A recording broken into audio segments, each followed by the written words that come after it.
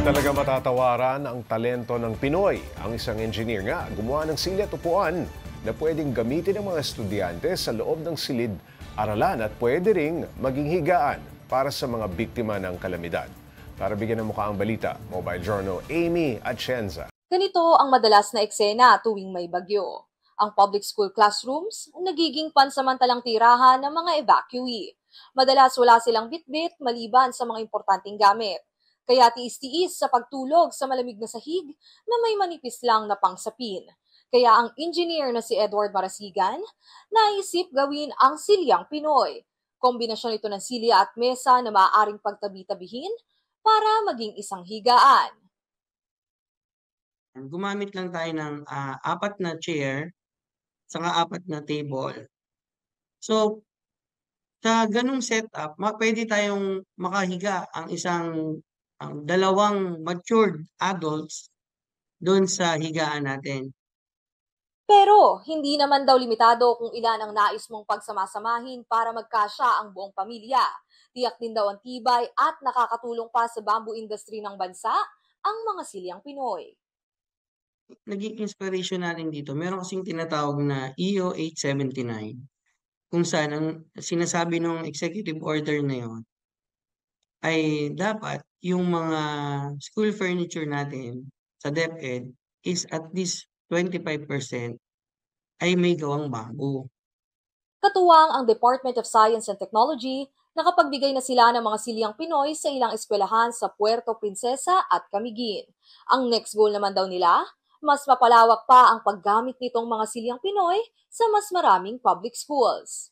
So, yun yung pinaka-goal natin ngayon na itong silyang Pinoy is madala natin kay DepEd para gamitin nila. So, mabubuhay natin yung bamboo industry sa Pilipinas and at the same time, makakatulong tayo sa climate resiliency. Mukha mang simple ang ideya, pero ang mahalaga, ang intensyon mong makatulong sa iyong kapwa. Mobile journalist Amy Atienza po, hatid ang mukha ng balita. Alamin pa natin ang detalye ng imbensyong silyang Pinoy mula kay mobile journalist Amy Atienza. Amy, napakagandang imbensyon ito, ano? Yes, Pops J. Kakaiba siya. Ano kaya nga nag-inspire kay Engineer Edward Marasigan para gawin ito? Ito, Pops J, taga Laguna kasi siya. Oo. Hindi naman masyadong binabaha, pero nung mga nakakaraang buwan daw kasi talagang malakas, matindi ang pagbaha sa Laguna. Pero hindi lang naman sa Laguna, pero sa ibang lugar din, lalo na dito sa NCR, sa Metro Manila. So ayun, talagang naisip niya na gumawa nga ng mga chairs tsaka tables na makakatulong kasi nakikita niya na kadalasan talaga mga elementary schools yung ginagamit na evacuation centers or kung hindi man yun, mga courts na, basketball courts na pwede din naman daw paglagyan ng mga ganitong produkto. Ang ganda, bamboo pa yung ginamit na kahoy, ano? Yes, Pops J. Okay. Yung mga na-deploy ng silyang Pinoy, Amy, sa ilang probinsya, anong feedback dito ng mga schools na nakatanggap na at nakagamit na? Ay nako, Pops J, napaka-overwhelmed ni Edward kasi nga daw maganda yung naging feedback. Ganda, At yun nga, kung makikita naman natin dyan, para pag samasamahin siya, Pops J,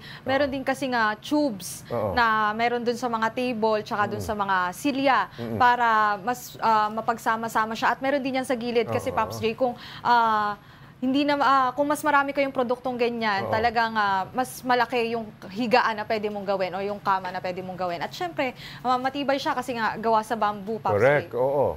And bukod sa DOST, plano na rin ni engineer na makipag-tie up sa DepEd. Yes, Pops. No, siguro lahat ng public school talagang gamitin na ito, ano? Talaga, Pops J, ang plano niya na sana talaga by next year talagang okay na sila ng DepEd. Kasi nga, ito talagang napaka-importante na meron kang silya na hindi lang multi-purpose. Pero yung silya din kasi, kung mapapansin natin, Pops J, sa mga public schools, hindi na pantay-pantay, madalas nasisira na. So, makakatulong daw talaga itong silyang Pinoy para magawa yung evacuation center duties din na meron siya. At yun pa, Pops J, award-winning din kasi Ayun, itong award-winning. invention na to. Kasi Oo. ginawa rin siya ng Silver Award sa Aba, Seoul oo. Invention Fair. So ayun, this year lang, nabigyan na sila ng award at nare-recognize na sila. So napakahalagang bagay nitong Silyang Pinoy. At nabanggit pa ni Engineer Edward na pwedeng buhayin ito ang bamboo industry, no? Local Yes, bamboo Pops Ray. industry. Kasi kung maraming silya at table na gagamitin at bamboo, kinakailangan maraming supply. Yes, Pops Ray. Nung mismong kawayan, ano?